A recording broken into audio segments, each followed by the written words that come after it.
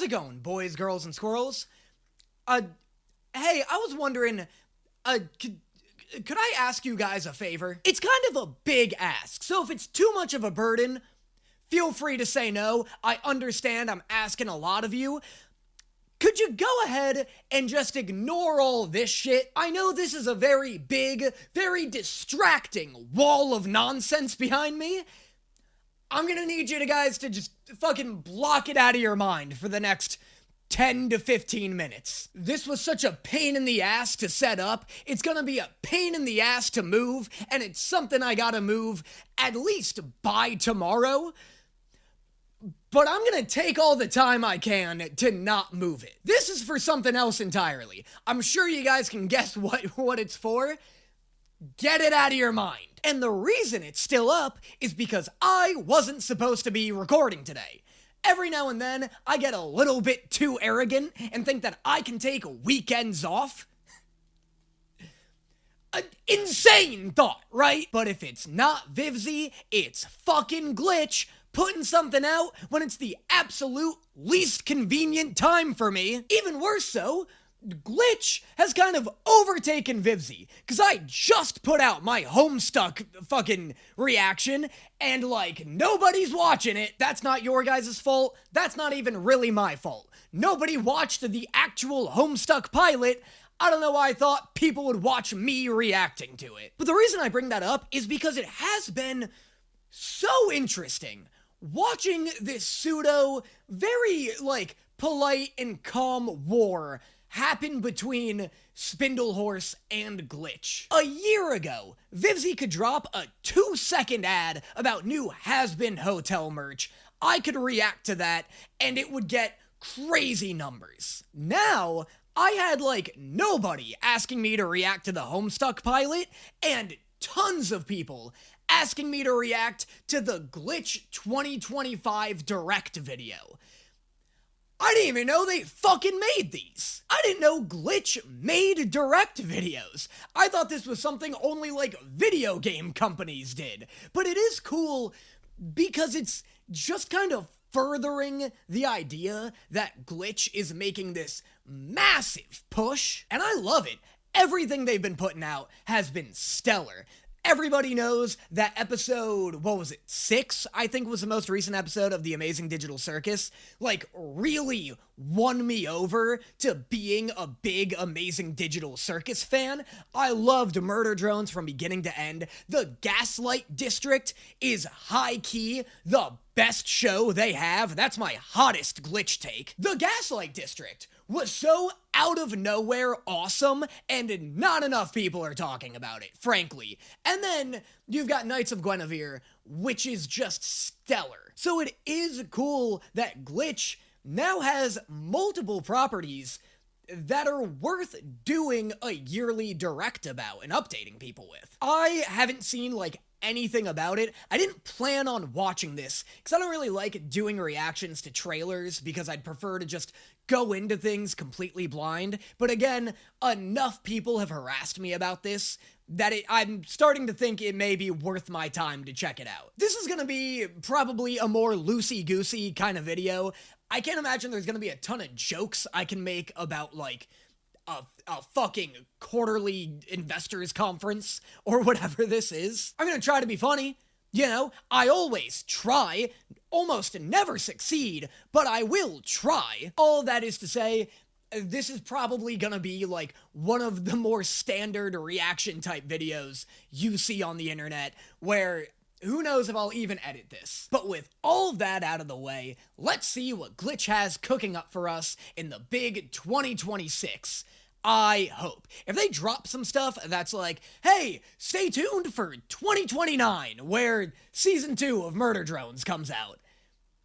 At that point, don't even tell me it's happening, you know? Ugh, Avatar The Last Airbender's been doing that, and it's been pissing me off. It's getting better because they've been dropping a lot of sick shit. The Avatar The Last Airbender Magic the Gathering set's coming out. A fighting game just got announced today. That's awesome. That made my day. But, like, 3 years ago, I think, they were like, hey, 4 Avatar movies and a new series is coming, all starting in 2026. And it's like, fucking wait till 2025 to let me know about that, please. Last order of business, I am putting on 2 live shows where you can see me react to Steven Universe live in person and participate on November 10th and November 17th in Los Angeles and New York, respectively. It's gonna be awesome. It's the first live show I've ever put on, but I've been to like conventions before, done panels. Everybody fucking loves my live reactions. It's very interactive.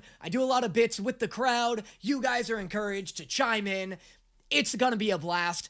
There will also be exclusive merch you can only get there. T-shirts with my fucking awful high school yearbook photo plastered onto them. If you like what I do, you live around those areas, and you want to see me do it live and get a chance to meet me, please consider checking out the link in the description below and buy those tickets. The more people that show up, the more people that interact, the more fun it's going to be for everybody. So, check out that link, and now let's see what Glitch has cooking up for us. You should throw a beach party. Wow, what a good day! Wow! Whoa, new sun just dropped! New celestial body just dropped! The only reason this is exciting and worth me pausing for is because the amazing digital circus canonically has media's horniest moon. And I've been through a lot of moons. That's not even a bit. Longtime viewers of my channel know that I have seen such a variety of moons across the series I've been reacting to. Vanitas has a moon caught in a spider web.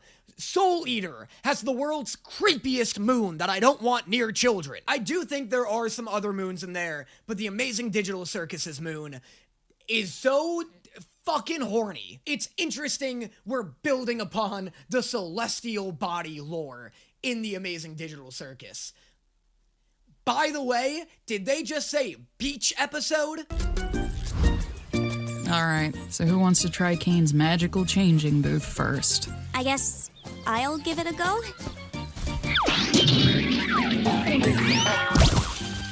Wow, you look mediocre. If you ever How fucking dare they? Hope you guys are excited to see this cosplay featured at every convention for the next 11 years. And the fucking audacity of the show to be like, I don't know what you guys are talking about. That's a mediocre fit if I've ever seen one. Who would ever dress up as something like that? And they know. They absolutely know what they're doing.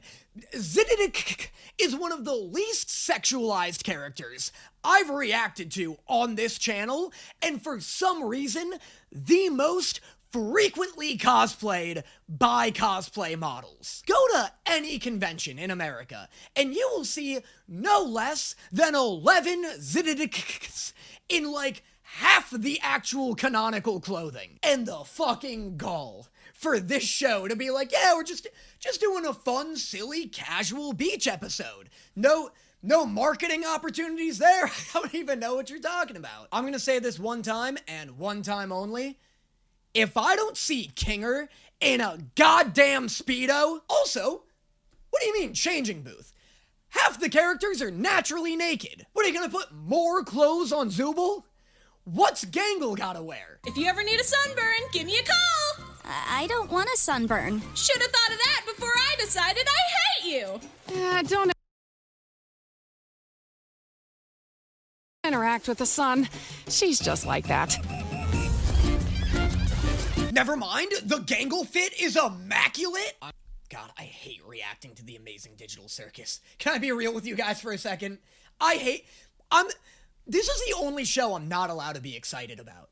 This is the only show I get wave after wave of grown man, by the way, type comments. The second I got briefly excited about how sick Gangle's beach fit design was, all of my excitement was assassinated by the thought of that fucking wilted flower emoji hitting me again. God forbid a man exercises a gram of whimsy on the internet.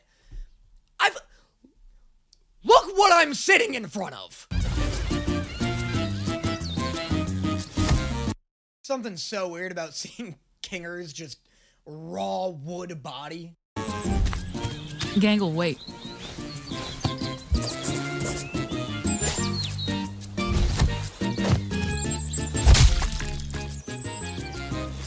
Interesting. Briefly, I was like, oh yeah, is Jax not here? Like, what's the situation there?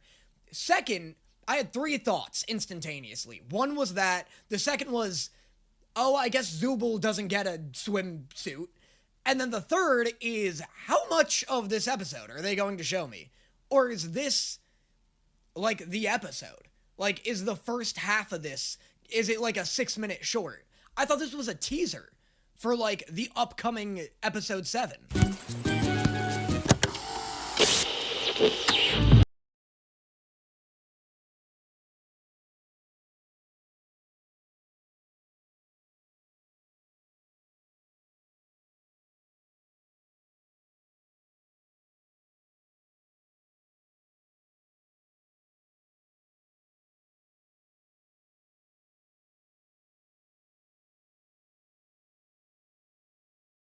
Episode for some reason.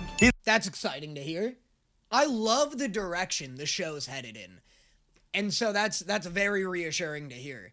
Is the date on screen? December. Episode 7 drops December 12th. That's reasonable.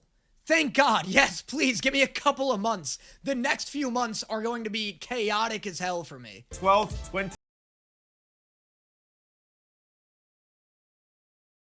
A little clip. Run it! Oh my God, what? This is insane.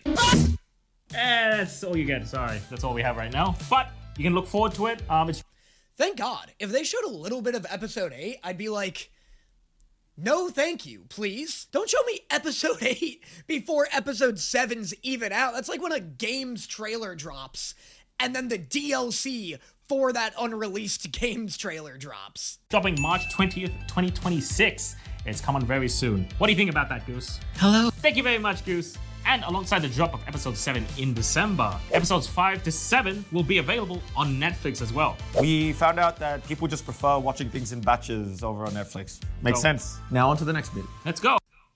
Interesting. So December for episode 8, December for 7, March for 8. That's a big gap, but again, there's so much shit coming out these days.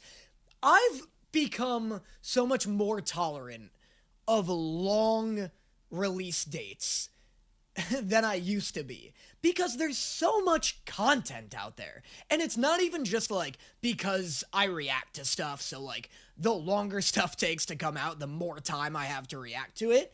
Like, as a consumer, we're in such a renaissance of good media that, like, anytime a show's like, hey, next season coming out in 2 years, I'm like, all right, there's plenty for me to catch up on. Like, in these next few months alone, we've got Hazbin Hotel Season 2, we've got The Mighty Nine, which looks sick. I personally haven't watched Vox Machina, so that's something I gotta catch up with. Percy Jackson Season 2. Invincible, Season 4, I think comes out early next year, so it's just like, there's shit to watch, you know? I'm okay with 3-month gaps in between episodes for this, especially if the quality's so high. Like, episode 6 had so much substance that I felt fully satiated after watching it. Oh.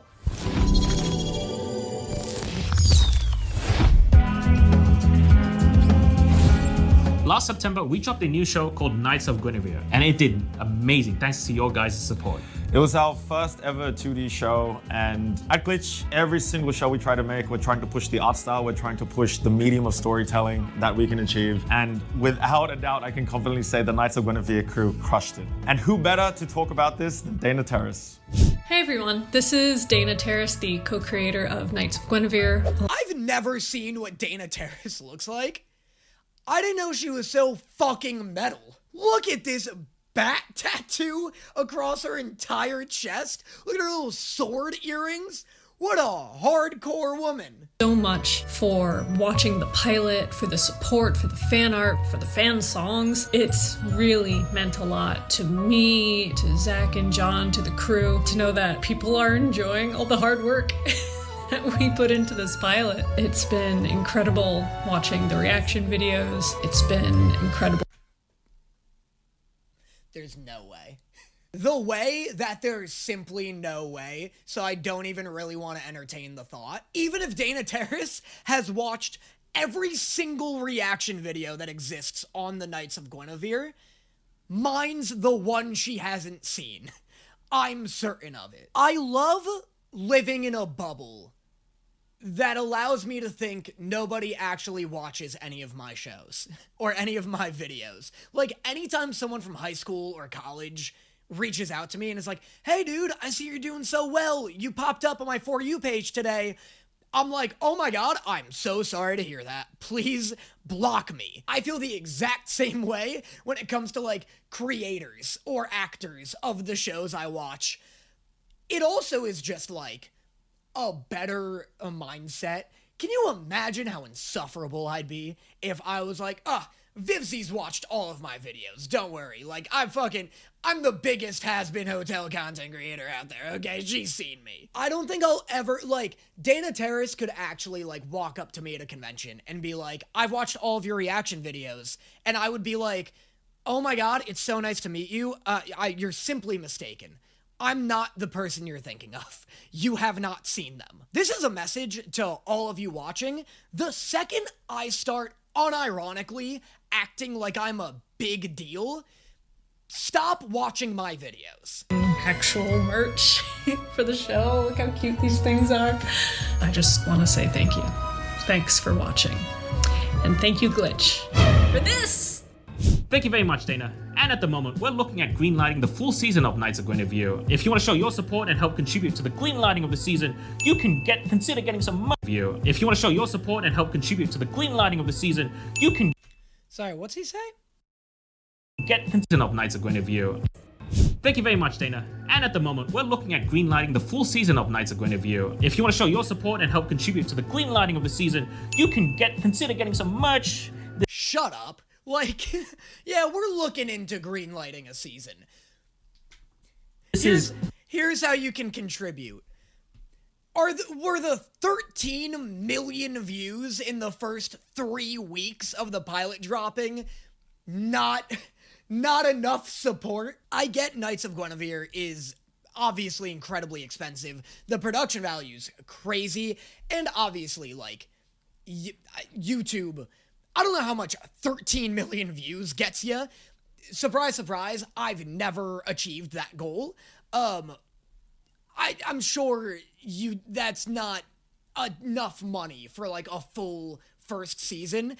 It is just funny, though, that Knights of Gwennavir was, like, shockingly successful. And they're just like, we'll think it over. All that being said, I don't want to, like, come off as being like, don't buy their merch, they'll make another season. Like, everyone needs support. Everyone in the creative field needs support to continue doing that creative thing. Creativity is so fucking hard, and, like, actually creating the thing you're being creative about is so taxing. So even though, yes, they got like 13 million views in the first 3 weeks, people are still talking about how incredible this show is. Buy their merch. Let them know you love it in every way you possibly can. I'm waiting for my merch for Knights of Gwennavir to arrive, which I bought solely to support them. I'm still waiting on my Night Frankie shit. Like, I'm waiting for another wave of merch to drop because there's so much potential for, like, sick merch I will, like, fiend over. But to show support, like, yeah, show support if you like Knights of Gwennavir. That's my ad for this video. Definitely real on a blue screen, so we had to edit this in, but just pretend it's real. Get the merch at kog.store. No pressure at all, though. On to the next thing.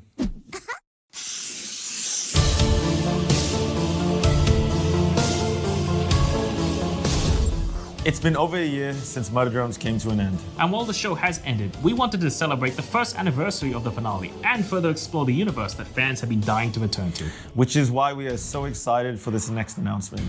Run the clip.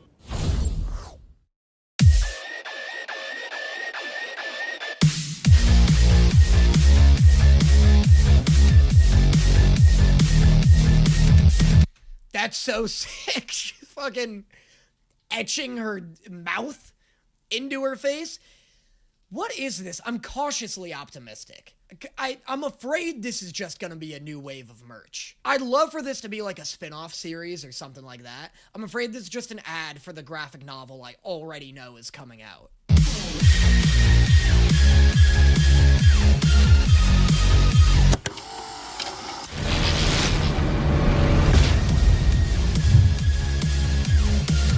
Okay, yeah, that's cool. I don't know the Living Tombstone. I don't really know their music. The music in Murder Drones is sick, and more Murder Drones in any capacity is cool. But this is about, oh my god, October 17th. Oh, it's in like 5 days. But this is like why I tempered my expectations. I thought this was gonna be like a Murder Drones like Hot Topic or Skull Candy crossover, and I'm kind of right. That is right, we are returning to the Murder Drones universe with a special Murder Drones music video featuring a special guest music composer. And that special guest composer is the Living Tombstone. And you can check this out next Friday on October 17th. And in even more Murder Drones news, if you haven't heard yet, we are making the official Murder Drones graphic novel with Oni Press. We're adapting all 8 episodes of the original series into comic book form, and you can get it right now on the Kickstarter campaign. But yeah, that is hype. I've pledged to it already. It looks pretty cool. I like the art. It's weird seeing Murder Drones in a 2D art style. Also, the music video is decently exciting. Like, it's cool that we get to see N and Uzi be a couple. Like, it looks like it's gonna be a very cute music video. If it's, like, sick, then I'll be hyped for it. You know? Like, I've seen shows like this, like Has Been Hotel has dropped music videos before outside of the show. Like Poison, I think, is like the one they did. So I have the capacity to love this too. quick, there's less than 1 week left of the campaign. Pre-order the book now and get some pretty special backer items. Like these incredible special edition Murder Drones covers. They turned out absolutely amazing. And with that, let's go into the next segment.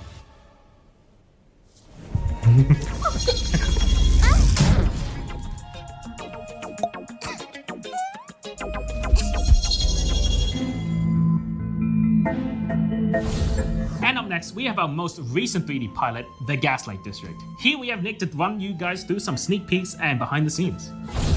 Hello, freaks and weirdos. Nick Supco here. Pre-production is deep underway, which means we're zeroing in on the show's dark heart. Intimate family drama and grime-soaked world building. Each episode will drag one character from the Smiling Dead into the spotlight and shove the family into a new, grotesque corner of the world. That's interesting. That's weird that they're going, yeah, that's interesting.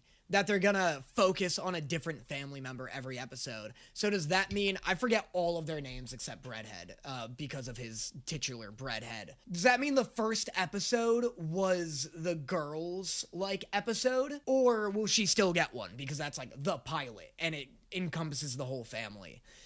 I assume the whole family will be in every episode, but, like, the protagonist of that episode will shift. Here's what I can say about the first few episodes without giving too much away.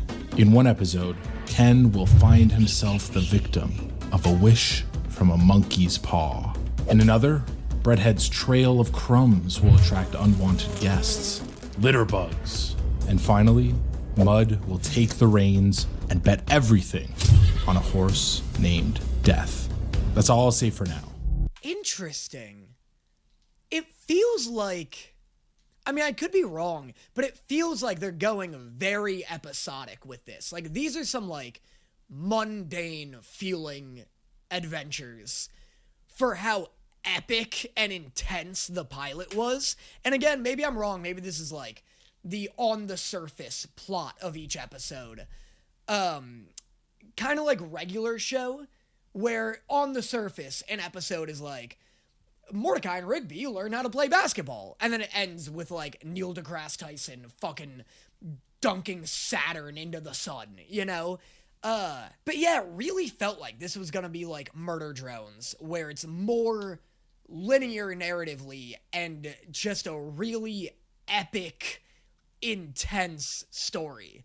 Maybe it is. I'd be into that, but if all of these episodes are even like 70% the quality of the pilot, this will end up being one of my favorite animated shows of all time. I can't say enough good things about the pilot. We've been listening to your whispers from the void and taking our time to make this the best show possible. Future episodes will slow down to really let that dread sink in. So until next time, remember, patience is a virtue. I wonder what that means. What do you mean episodes will slow down? Like, did people say it was too fast? Because it is very fast, but I loved that. I thought that shit was sick. Thank you for that, Nick. And to be fully transparent with you guys, as you probably saw, this is a beautiful and complex show, which just means that it needs a lot of time in production. It will still be a while before we see more episodes come out. Our 3D team also need to finish Digital Circus first, so please be patient. It'll be worth it. Thank you guys so much for understanding, and I wonder if it's I think late 2026 maybe, or do you think they're like implying 2027 or 8 even? let's go on to the next segment.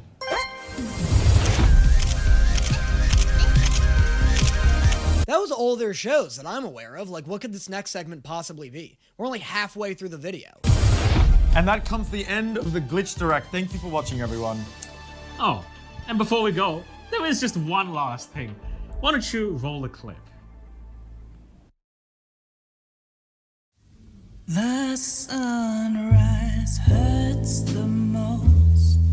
The music Is this Lackadaisy? Did they buy Lackadaisy? dies and we come undone. When all the liquor What timing? I just reacted to this. dries, I find myself alone. So honey, raise your glass. You know what, though? They took away the sketch marks. That's kind of a bummer. I loved that about this show. That was so cool and so unique. That's a shame. 'Cause the night's still young.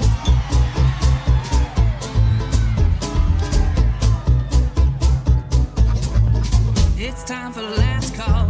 It's time for last call.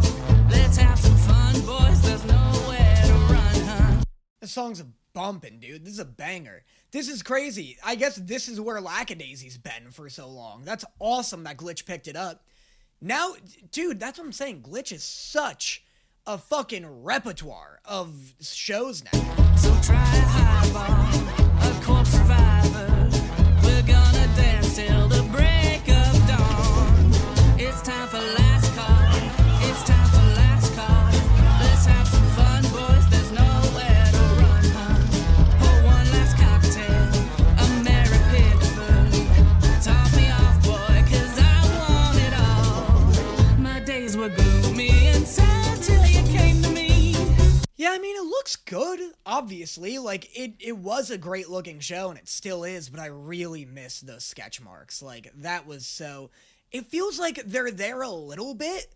Like, you can kind of see maybe this is supposed to be that, and there's, like, this. Like, there are some faint lines, but I miss when you could see the whole position of their face. We're the south side. Yeah, wait, it's there a little. It's really muted. You see it in here. Like, this guy's got it a bunch. And then they've got really aggressive CGI, like, Flowers in background. hand. Oh, baby, let's drown our blues, chase the sun away. There's no tomorrow, let's live for today. It's time for last call. It's time for last call. We've had our fun, boys, let's pack up and run, huh? But drink another, yeah, honey, one more. Before we go out, play one last song.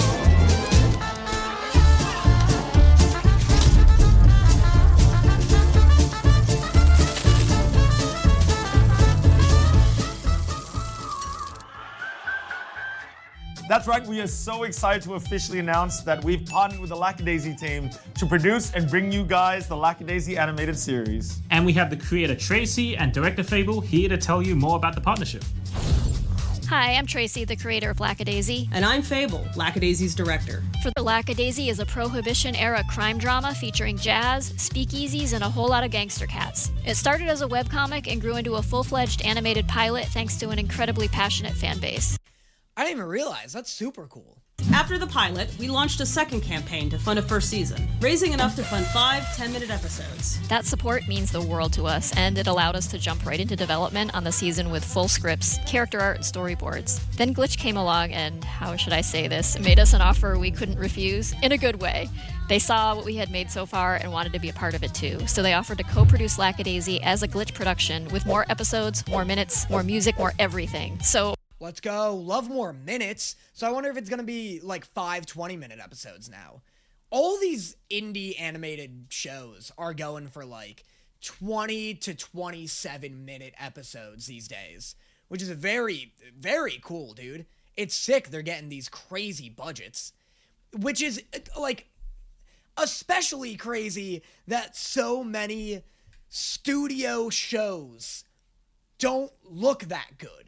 You know, like, there's so much money in this industry, but it's just being fucking pinched by these damned penny pinching companies.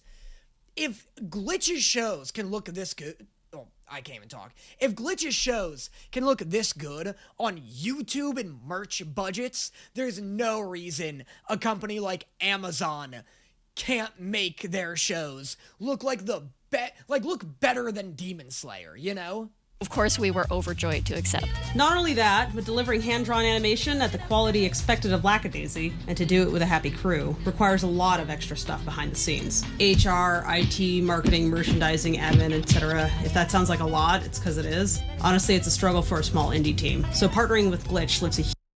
I like how they're like, to get a show this high quality, here's some things you're gonna need in order of importance.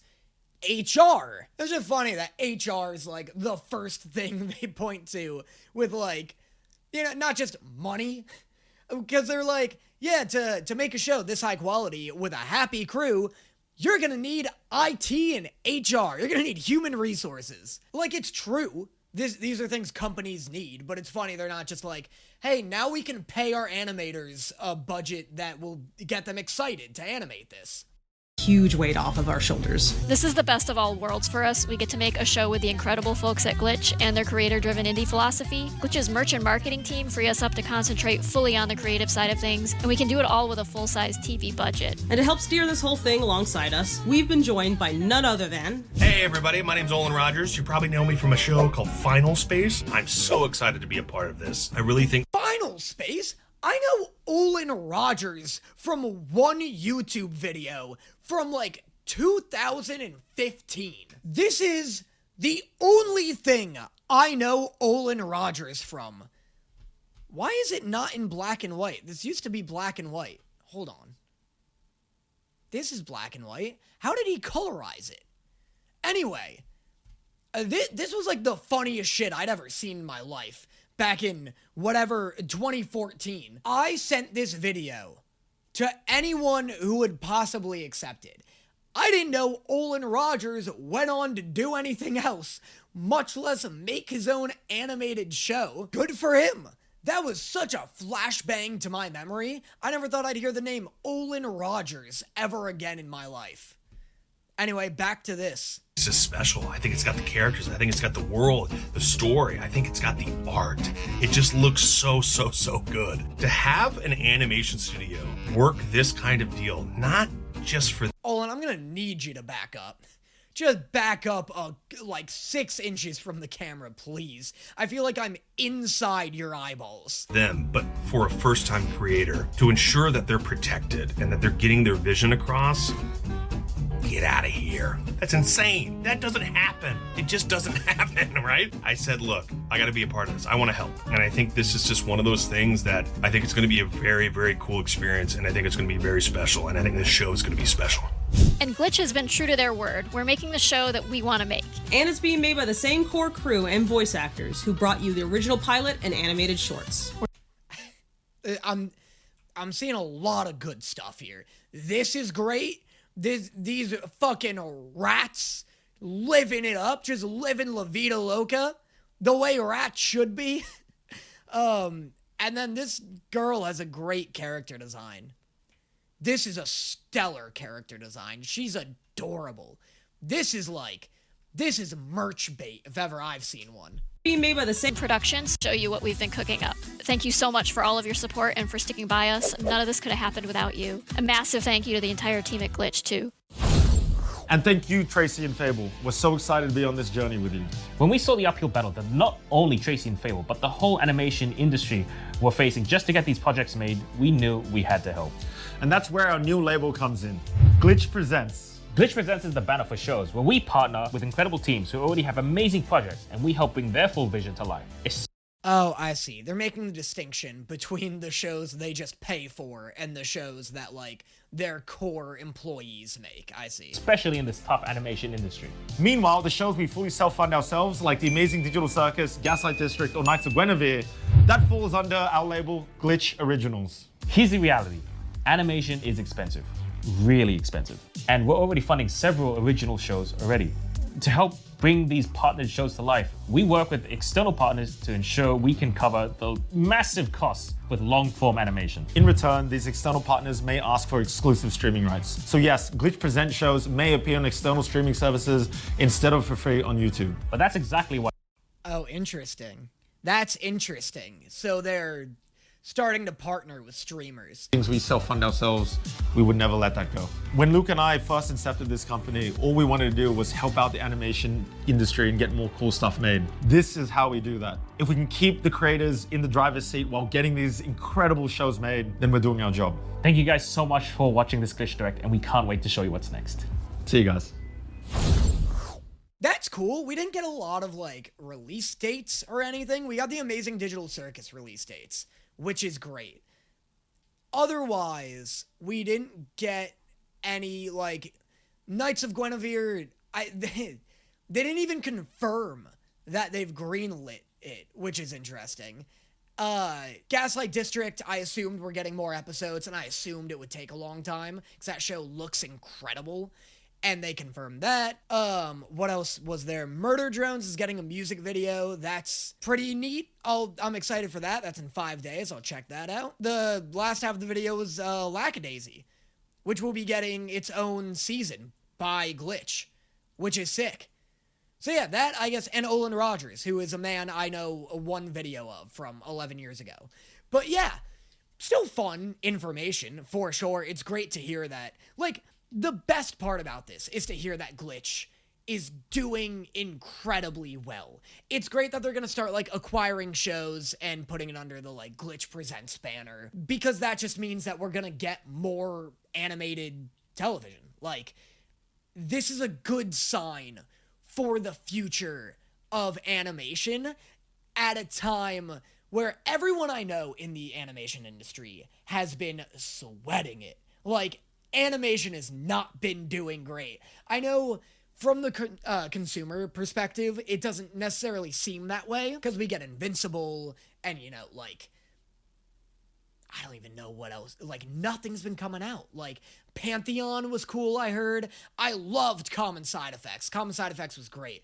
Adult Swim has always been a bastion for, like, great creativity, and so that's been good. But, like, everyone in the animation industry has been like, dude, no one's paying for animation right now. Like, no one wants to make these shows.